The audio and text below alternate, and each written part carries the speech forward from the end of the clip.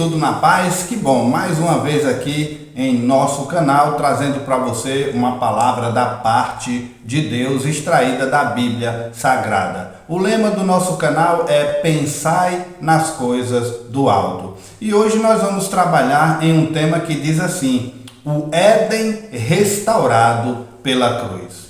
Queridos, Jesus é o caminho, a verdade e a vida. Mas a pergunta é: por que Jesus declarou isso? Por que lá no Éden Satanás entrou no jardim, possuiu a serpente e foi até Eva e Eva contou uma mentira? Então essa mentira gerou morte e por isso, quando a mentira gerou a morte, eles foram expulsos do jardim e eles foram expulsos do caminho que levava à árvore da vida, que levava ao jardim. Aí quando eles foram expulsos desse caminho, foi posto 2 querubins com uma espada flamejante e fechou a passagem. Agora ninguém mais toca na árvore da vida. Mas por que isso aconteceu? Porque houve uma mentira, essa mentira gerou a morte, e essa morte fechou o caminho. Dá para entender isso, queridos? Caminho fechado porque houve uma mentira que gerou a morte. Agora, diante desse terrível quadro, aparece a pessoa de Jesus Cristo. Aí ele diz: eu sou o caminho que se abre novamente. Eu sou uma verdade, mas essa é absoluta. Eu sou a vida plena. Eu venci a morte. Então, tudo o que Adão perdeu no jardim, Jesus devolveu na cruz do Calvário. Por isso, com toda a autoridade e suficiência, Jesus pode dizer sim, que Ele é o caminho, Ele é a verdade e Ele é a vida. E ninguém retornará à árvore da vida a não ser por Ele. Esse então é o nosso assunto de agora. Continue ligados e já aproveita e deixe aí o seu joinha. Que Deus te abençoe. Antes eu quero te lembrar, se você não se inscreveu aqui no canal, faça sua inscrição. Eu aguardo o seu clique aí para contribuir com o nosso canal. Todas as sextas-feiras nós temos aqui um vídeo novo para nossa edificação. Aqui você está no canal Chanel Pensador, pensando nas coisas do alto.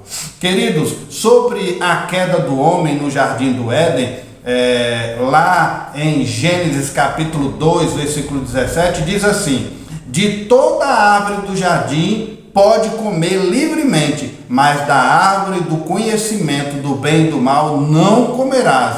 Não obstante, podes escolher segundo a tua vontade, porque te é dado. Mas lembra-te de que eu proíbo, porque no dia em que dela comeres, certamente morrerás. Por terem transgredido esse mandamento e comido do fruto da árvore do conhecimento, Adão e Eva foram expulsos da presença do Senhor. Em outras palavras, sofreram a morte espiritual e se tornaram mortais. Essa morte espiritual e física é chamada pela Bíblia de queda. A queda de Adão acontece nessa esfera de relacionamento social, pois, sendo ele sozinho, não conhecia pecado e mantinha um relacionamento exclusivo com o Criador. Até que veio Eva e foi enganada, Adão se viu corrompido pelo argumento da esposa. A responsabilidade maior de cuidador havia sido dada para Adão, mas ele negligenciou o chamado, não o vigiou o suficiente, não imaginou que o perigo estava rondando tão próximo ali a ele naquele jardim. Não é isso que a Bíblia traz para a gente de esclarecedor? Que o diabo está em nosso derredor, esperando uma brechinha, uma fraqueza, um momento em que tiramos os olhos de Cristo, ele está ali pronto para dar o bote. Algumas seitas e entidades interpretam aqui nesse texto de Gênesis que Adão, ele está se referindo à humanidade, não ao homem. Adão representa a humanidade e Eva representa a mãe da humanidade. Algumas seitas e alguns estudiosos falam assim, mas isso não é o que a Bíblia afirma. Porque se nós formos para a genealogia de Jesus Cristo, lá em Lucas 3, no versículo 38, se lê assim: e Cainã nasceu de Enos, e Enos de Sete, e Sete de Adão, e Adão nasceu de Deus. Então consta como o primeiro homem criado diretamente de Deus, Adão. A genealogia se encerra com Jesus Cristo, que para nós aqui é o último Adão. Então, da morte à redenção, existe aí esse incrível detalhe, é que Deus veio pessoalmente à terra para criar o homem, para resgatá-lo para si. Adão e Eva caíram estando no Éden. Quando nada lhe faltava, eles caíram. Mas por que caíram? Por não resistir à proposta: sereis como Deus, não morrereis. É o que está lá registrado em Gênesis 3, versículos 4 e 5. Essa foi a proposta de Satanás e eles caíram nesse engano, nessa mentira. Essa proposta ainda é feita diariamente para cada um de nós. Por isso precisamos nos atentar e vigiar, às vezes sutilmente, muitas vezes sem dar trégua, intensamente. O diabo tem feito essa proposta de inúmeras formas no dia a dia da gente.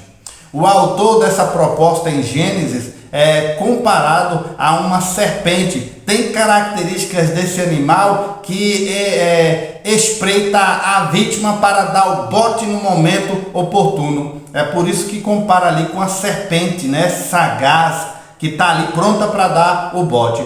Agora, a serpente não é literal, aí sim é uma associação, né? Quem estava no Éden tentando Adão e Eva era o próprio Satanás. Em forma de anjo de luz, sedutor de beleza, estonteante, ele era belo. Assim descreve o profeta Ezequiel no capítulo 28, versículos de 12 a 15. Então, na figuração ali do texto em Gênesis, uma serpente, porque ele era sagaz, astuto, pronto para dar o bote, mas ali era Satanás. Olha o que Ezequiel fala no capítulo 28. Tu eras o selo da medida, cheio de sabedoria e perfeito em formosura. Estiveste no Éden, jardim de Deus. De toda a pedra preciosa era a tua cobertura: sardônio, topázio, diamante, turquesa, ônix, jaspe, safira, carbúnculo, esmeralda e ouro. Em ti se faziam os teus tambores e os teus pífaros. No dia em que foste criado, foram preparados. Tu eras o querubim ungido para cobrir, e te estabeleci no Monte Santo de Deus. Estava no meio das pedras, afogueadas andavas, perfeito eras nos teus caminhos, desde o dia em que foste criado, até que se achou iniquidade em ti. Essa é a descrição de Ezequiel no capítulo 28 sobre Satanás. Satanás não foi passear no Éden, foi fazer aquilo que lhe é próprio: mentir, roubar, destruir, matar. Ele tinha brilho e beleza, também tinha sabedoria, de modo que deve ter sido perturbador para Adão e Eva conviverem com aquela presença ali, disfarçada de anjo de luz, mas dando o bote, enganando, mentindo. Isso aconteceu há tanto tempo e é tão atual nos dias de hoje. A missão do mal continua sendo a mesma: fazer cair, né? E a missão de Deus também é a mesma: levantar os caídos. E isso chamamos, esse processo de cair, de levantar os caídos, nós chamamos de redenção. Um outro detalhe, queridos, que merece destaque é o de Adão. Ele caiu com essa colaboração e ele foi seduzido por estar à frente, por ser o líder, o cabeça daquele lugar. E é nesse quadro que entra Jesus, o segundo Adão. Ele não tinha uma Eva, mas tem uma noiva, que é a igreja, né, que o segue, que o confessa. Mas aí, agora, esse é o alvo de Satanás: destruir a noiva, destruir a igreja. Aí, olhando dessa forma, dá para compreender, né, porque Jesus repreendeu o apóstolo Pedro, né, em determinado momento da história de expansão da igreja. Está registrado em Mateus no capítulo 16, que está escrito assim: desde então começou Jesus a mostrar aos seus discípulos que convinha ir a Jerusalém e padecer muitas coisas dos anciões e dos principais, dos sacerdotes e dos escribas, e ser morto e ressuscitar ao terceiro dia. E Pedro, tomando-o da parte, começou a repreendê-lo, dizendo: Senhor, tem compaixão de ti, de modo nenhum te acontecerá isso. Jesus, porém, voltando, disse a Pedro: para trás de mim, Satanás, quem me serve de escândalo, porque não compreendes as coisas que são de Deus, mas só as que são do homem. Então disse Jesus aos seus discípulos: se alguém quiser vir após mim, renuncie a si mesmo, tome sobre a sua cruz e siga-me. Observe, queridos, Pedro sendo usado, tentado, ele tentava ali persuadir Jesus a desistir da cruz, da crucificação, a desistir de nos dar a salvação. Tentava convencer Jesus de que o sacrifício era um sofrimento desnecessário, penoso. Imediatamente Jesus reconhece a influência de Satanás nessa conduta de Pedro e o repreende. Após a repreensão, Jesus afirma que o seu reino, a sua igreja, não deve fugir da cruz, mas deve tomá-la com todo o significado de perdão, de redenção, de graça, de renúncia. Já o apóstolo Paulo também ele faz uma associação entre a tentação de Eva e a igreja. Ele argumenta isso em 2 Coríntios, no capítulo 11, versículos 3 e 4, que ele diz assim: mas temo que, assim como a serpente enganou Eva com a sua astúcia, assim também sejam de alguma sorte corrompidos os vossos sentidos e se apartem da simplicidade que há em Cristo. Porque se alguém for pregar-vos outro Jesus que nós não temos pregado, ou se recebeis outro Espírito que não recebestes, ou outro Evangelho que não abraçastes, com razão o sofreríeis. Então veja, Jesus foi tentado na solidão do deserto, ele venceu e resistiu todas as propostas de Satanás. E nós, em nossos desertos, estamos conseguindo vencer as propostas de Satanás? Veja que ele cumpriu completamente a obra redentora, né? E Jesus resgatou o homem do pecado e da morte. A igreja, porém, ainda é perseguida e será até a consumação dos séculos. O incrível é que essa redenção está proferida também no livro de Gênesis, logo após a queda. Observe o que está escrito no capítulo 3, versículo 15 de Gênesis: e porei inimizade entre ti e a mulher, entre a tua semente e a sua semente. Esta te ferirá a cabeça e tu lhe ferirá o calcanhar. Olha aí a perseguição de Satanás contra a noiva de Cristo, a igreja do Senhor. A mulher hoje é a igreja de Jesus Cristo, né? Conforme também João coloca em Apocalipse 12, a inimizade que havia no princípio e ocasionou a queda do homem, ainda perdura essa inimizade entre Satanás e a igreja de Cristo. Mas, queridos, lembraremos da profecia, né, que carrega uma valiosa e confortante promessa, e a profecia é essa: a igreja será ferida no calcanhar, mas ferirá a cabeça da serpente. Jesus Cristo venceu, Ele é a força, Ele é o refúgio da igreja, e jamais as portas do inferno vão prevalecer contra essa igreja vitoriosa de Cristo Jesus. Ainda sobre redenção, podemos destacar o momento em que Adão e Eva, percebendo que estava nus, se cobriram com folhas de figueira, mas Deus substituiu aquelas vestes por outras melhores, mais fortes, feitas de pele de cordeiro. Quanta perfeição há na palavra de Deus! Cada detalhe diz tanta coisa que é impossível não acreditar no amor, no zelo, na compaixão de Deus pela humanidade. As folhas de figueira representam aqui a antiga aliança, pois Israel é mencionado na Bíblia como sendo a figueira. As vestes de cordeiro indicam o sacrifício de Jesus Cristo, mas de forma maior, melhor, mais perfeita que a antiga aliança. É como está escrito em Hebreus 8, 7 e 8. Vou ler para a gente entender melhor.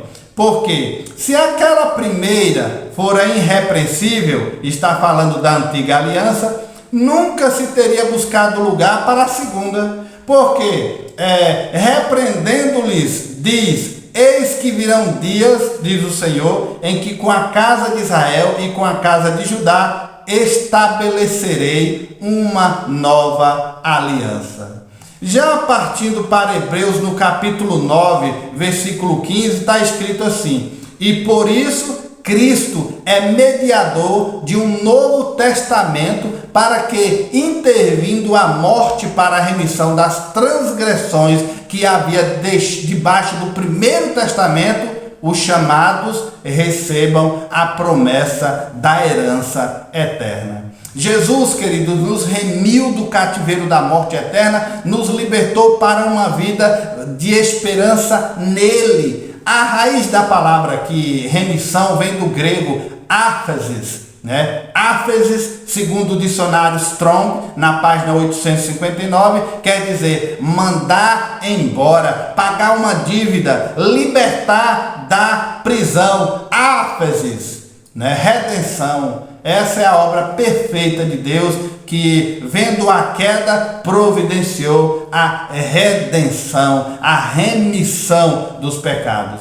Satanás adquiriu para si um reino de homens e continua fazendo discípulos a todo instante. Isso é muito triste, pois seu plano e suas propostas são muito inferiores, claro, aos planos de Deus. É triste porque, queridos, aderir às propostas de Satanás pode provocar prazer, autossuficiência, e até que se perceba, a pessoa está vivendo uma mentira e que vai gerar muita destruição, como nós falamos no início desse vídeo. Percebemos ainda outro detalhe: após a queda de Adão e Eva, eles tiveram filhos, né? Dois primeiros, que foi ali Caim e Abel. Caim matou Abel. E sabe qual o significado do nome Caim? O nome Caim significa aquisição. Caim foi o primeiro ser humano a revelar o caráter de Satanás. E esse caráter que quer dominar o mundo é ter aquisição da raça humana. Jesus falou que os fariseus tinham o caráter do diabo e eram irmãos de Caim. Olha aí a comparação que Jesus fez. Ele disse isso no Evangelho de João, no capítulo 8, versículo 44. Ele disse assim: vós tendes por pai ao diabo e quereis satisfazer os desejos de vosso pai. Ele foi homicida desde o princípio e não se firmou na verdade, porque não há verdade nele. Quando ele profere mentira, fala do que lhe é próprio, porque é mentiroso, é pai da mentira. Agora, veja o detalhe da genealogia de Sete, outro filho de Adão e Eva, que está registrado em Gênesis 5, versículo 3. Está escrito assim: aos 130 anos, Adão gerou um filho, à sua semelhança e conforme a sua imagem, e deu-lhe o nome de Sete. Agora pense comigo. Deus criou Adão segundo sua imagem e semelhança. E Sete já foi gerado segundo a imagem e semelhança do seu pai, Adão. Aqui nós temos a questão genética. Sete carregava traços físicos dos seus pais. Seria formado em caráter na sua relação com Deus e com a sociedade. E ele também seria dado a escolha de assumir o caráter de um homem de bem, moldado por Cristo, ou o caráter maligno, que teve Caim, ou os fariseus citados por Jesus ali, moldados por Satanás. Então, queridos, observe que detalhes interessantes dessa obra registrada nas páginas sagradas. Tudo começou no jardim do Éden, mas foi consertado no jardim do Getsemane. Então, do Éden a cruz, o Éden restaurado pela cruz de Cristo. Então, Getsemane ou Getsemane, como muitos chamam por aí, este nome significa prensa de azeite. E provavelmente vai se referir a uma instalação que tinha naquele jardim ali. Poderia ser um lugar de extração de óleo das oliveiras ali cultivados. João refere-se a esse local aí como um horto, E dessa designação podemos imaginar um lugar com uma área cercada, uma propriedade particular. O mesmo autor indica que se tratava de um lugar frequentado por Jesus ali, quando buscava tranquilidade para orar ou oportunidade para uma conversa confidencial com os discípulos, ele ia para esse jardim. E foi ali que o segundo Adão da história bíblica foi levado à cruz. O apóstolo Paulo faz uma análise do primeiro e do segundo Adão. Ele registra isso em Romanos 5, de 12 a 21. Nesse texto, temos a ação dos dois Adãos. Adão primeiro e Adão segundo, que é Cristo. Observe comigo a ação dessas duas pessoas que mudaram o mundo. O primeiro Adão, ele desobedeceu a ordem de Deus. A sua ação fez com que o pecado entrasse no mundo. Com a entrada do pecado veio a morte e toda a criação foi atingida pela desobediência dele, o primeiro Adão. O segundo Adão, que é Jesus Cristo, foi obediente à obra que recebeu do Pai. A sua ação fez com que o homem no pecado tivesse uma chance de restauração, de redenção. E com sua morte veio a vida eterna oferecida a todos os que o aceitarem. E toda a criação será restaurada no fim por causa da sua ação. Então veja, a ação de Adão e a ação de Cristo causaram uma mudança completa na humanidade.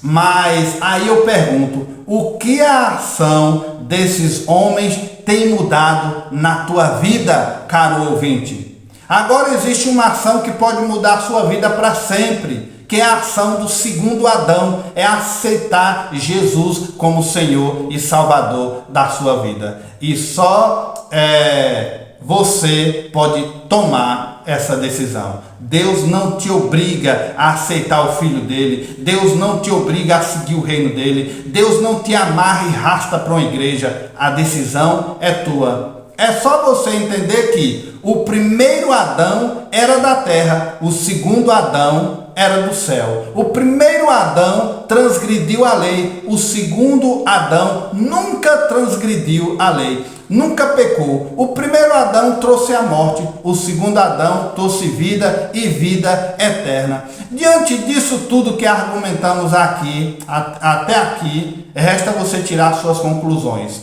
pois essa decisão pode mudar o destino da tua alma para sempre, eternamente. O Senhor Jesus quer e pode consertar a nossa história, a tua história. Ele pode salvar a tua alma, o destino da tua alma. porque quando os nossos olhos fecharem e esse corpo sucumbir, aí você não decide mais nada. O destino da tua alma estará traçado. E só existem dois caminhos: céu e inferno. A porta estreita e a porta larga. A casa na rocha e a casa na areia. Essa decisão só você pode tomar enquanto estiver vida aqui na terra. Depois que os olhos fecharem e o corpo sucumbir, o destino está traçado. Então, enquanto você tem o fôlego da vida, tome a decisão, decida. Coloque Jesus para tomar conta da sua vida. O Senhor Jesus quer e pode consertar a nossa história. Pense nisso, que você reflita em tudo que nós argumentamos até agora e você tome a sábia decisão, a melhor decisão que o ser humano pode tomar. E que Deus te abençoe. Até o nosso próximo vídeo.